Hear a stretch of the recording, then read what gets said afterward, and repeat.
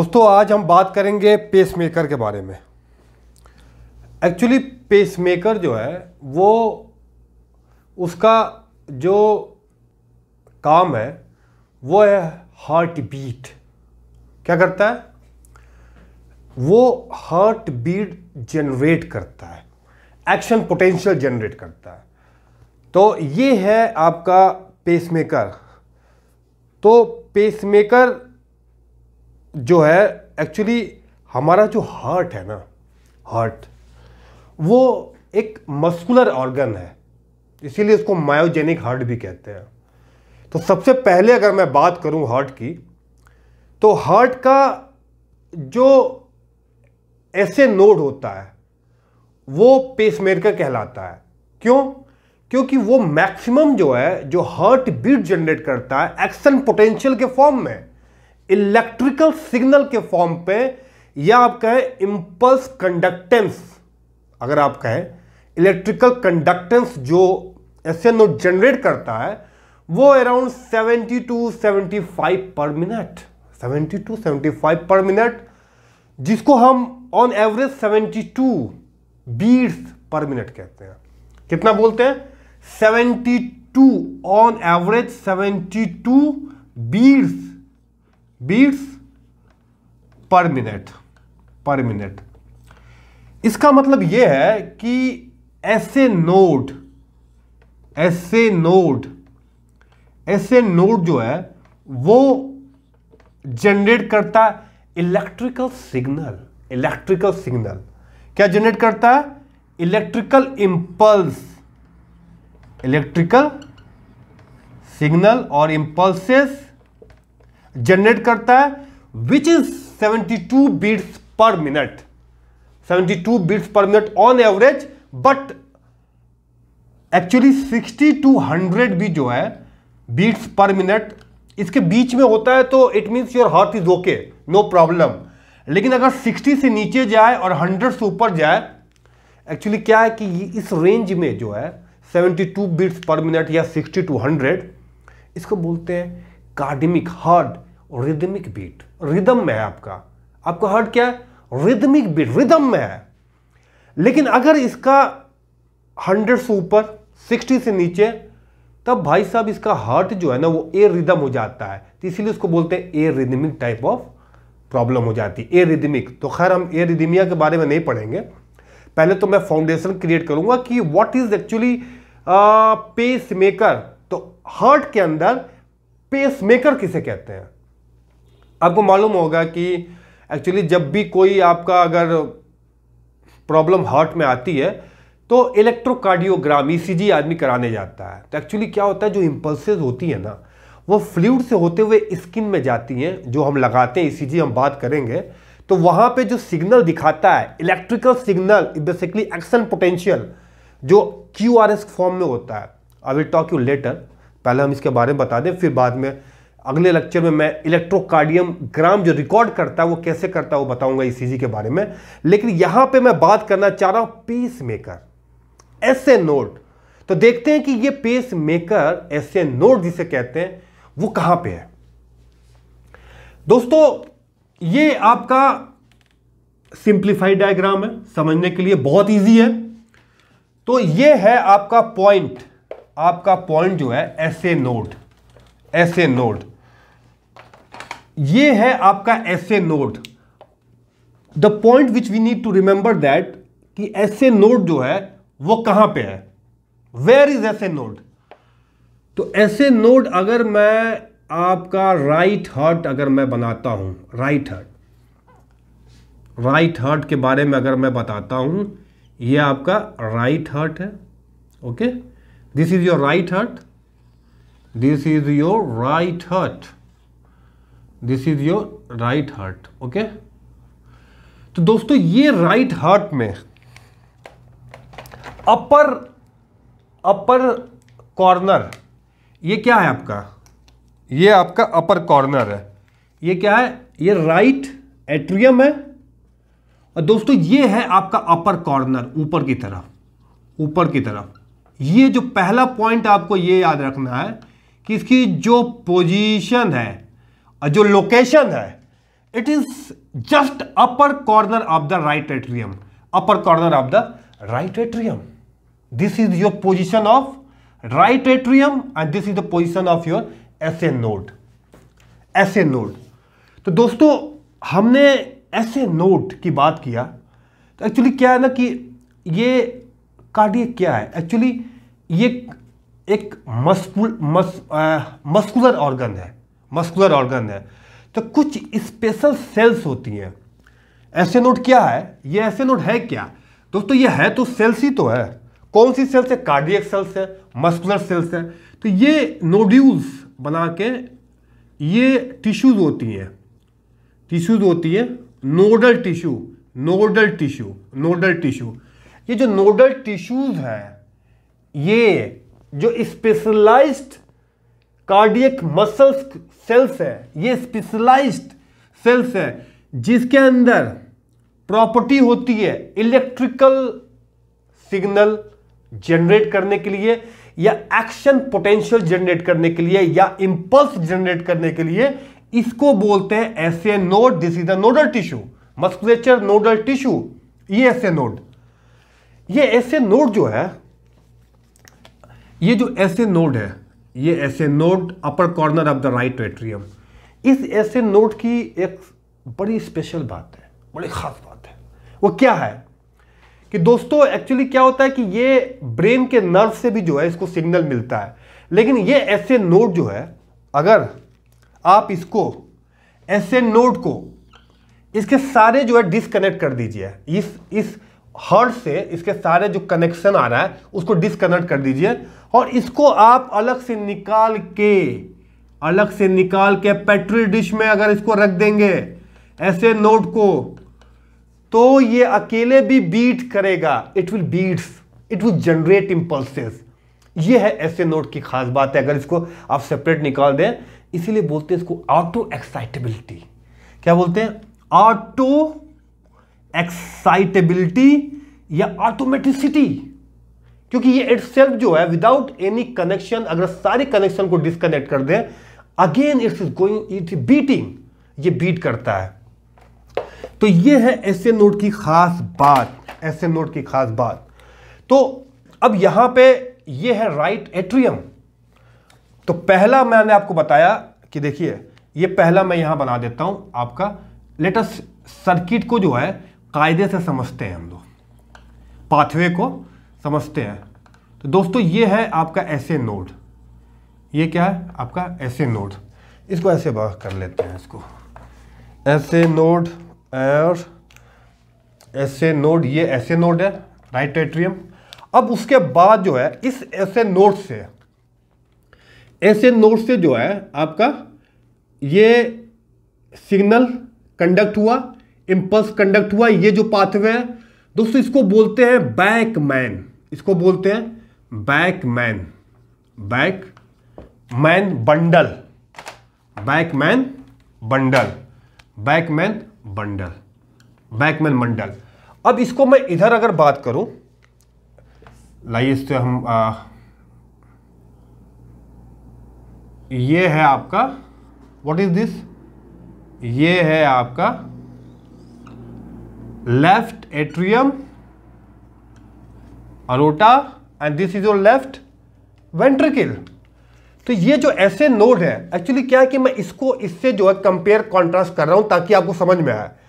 तो ये जो इसकी कनेक्शन है ना, ये कनेक्शन इटसेल्फ जो है, इसका जो कनेक्शन है इटसेल्फ, ये कनेक्शन इसका ये यहां पे गया लेफ्ट एट्रियम में, और ये जो कनेक्शन है इसका, ये जो, इसको ही बोलते हैं बंडल ऑफ हिस। क्या बोलते हैं, बंडल ऑफ हिस। इसको सॉरी बंडल ऑफ हिस नहीं, sorry Beckmann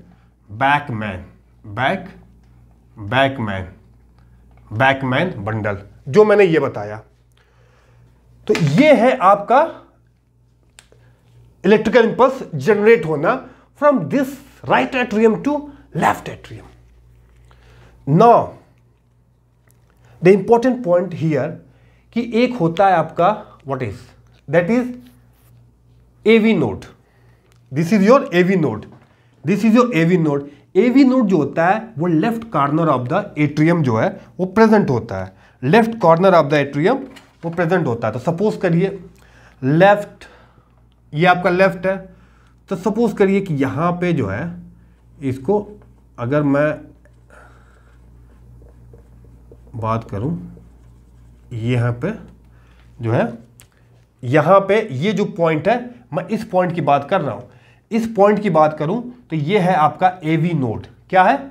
AV node, AV node, AV node, AV node.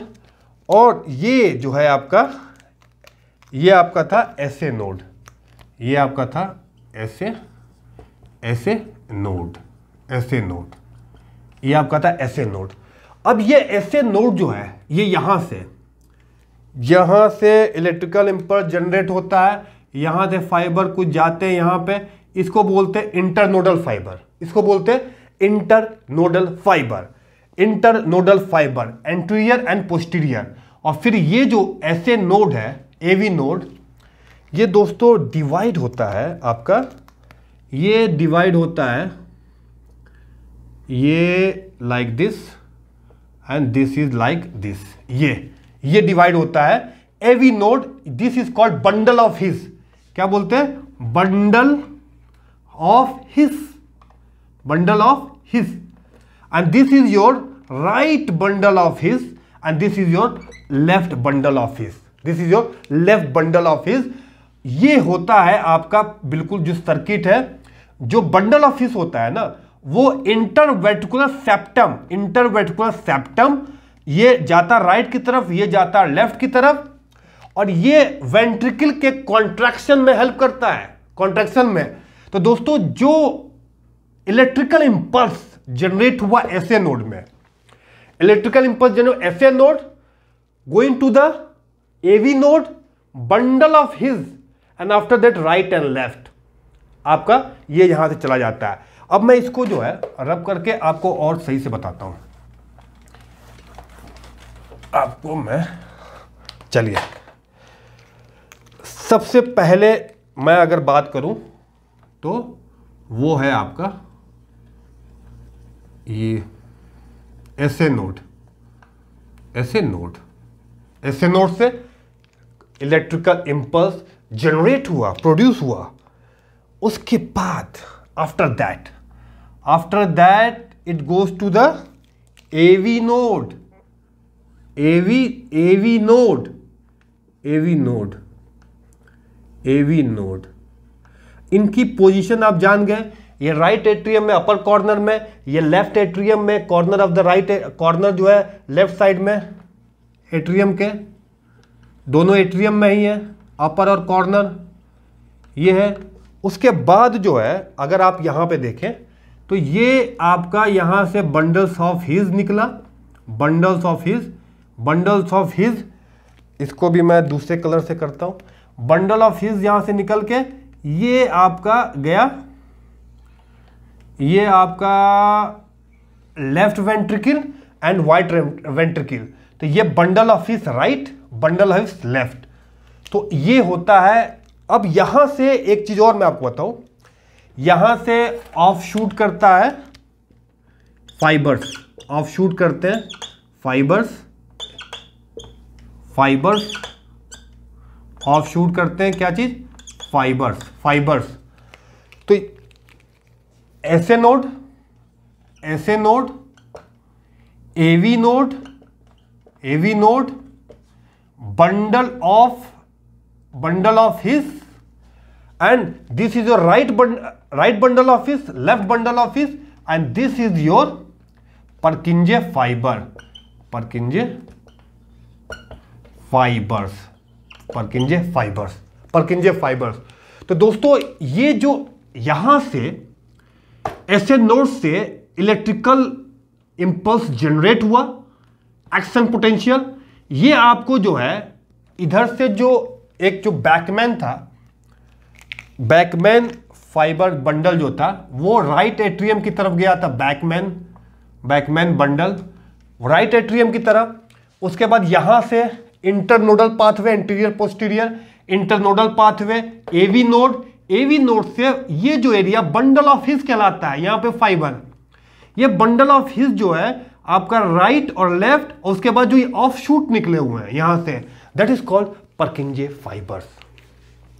It means that कि आपका ए यहां से राइट से अगर मैं बात करूं तो ऐसे नोड वहां से करंट जनरेट हुआ, जनरेट होने के बाद वो एट्रियम पाथवे क्या होगा, देखिए जो कंडक्टेंस पाथवे होगा वो ऐसे नोड, फिर एट्रियम, एट्रियम के बाद फिर आपका एवी नोड, एवी नोड के बाद bundle of His, right bundle of His, Purkinje fibres and then ventricle.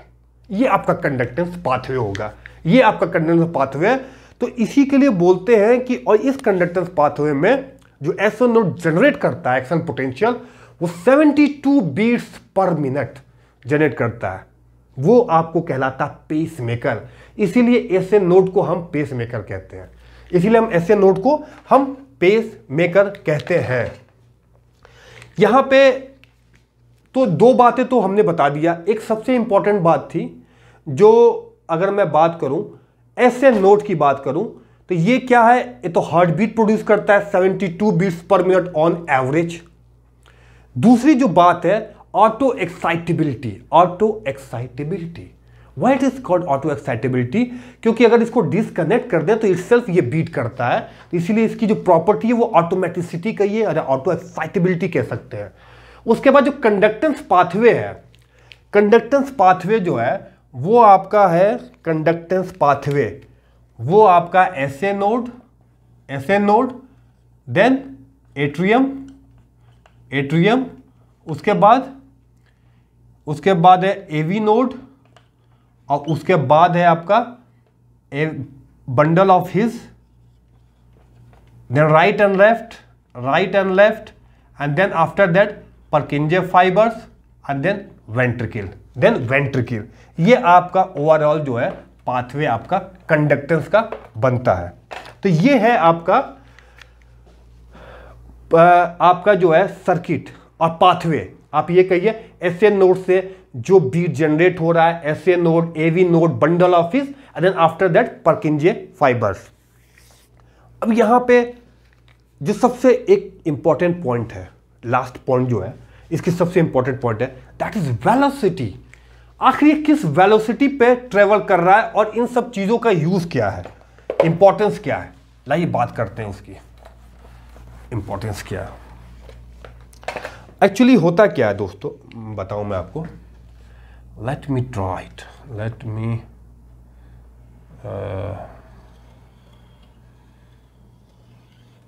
Okay. उसके बाद जो है ये है आपका, अगर मैं पहली प्रॉपर्टी बताऊं आपको,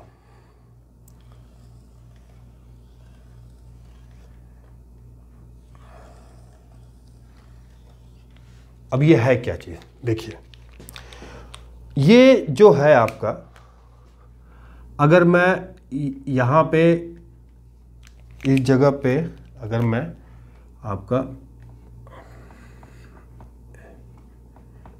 एवी नोड, उसके बाद यहाँ से बंडल ऑफ हिज डिवाइड होता है, ये बंडल ऑफ हिज यहाँ से जाके आपका राइट और फिर ये आपका लेफ्ट, ये वेंट्रिकल है दोनों, और ये एट्रियम है। ये क्या है आपका एट्रियम है। जस्ट ए मिनट, एक मिनट रुकिए। ये जो है आपका, यहाँ से मैं शुरू करता हूँ, चलिए।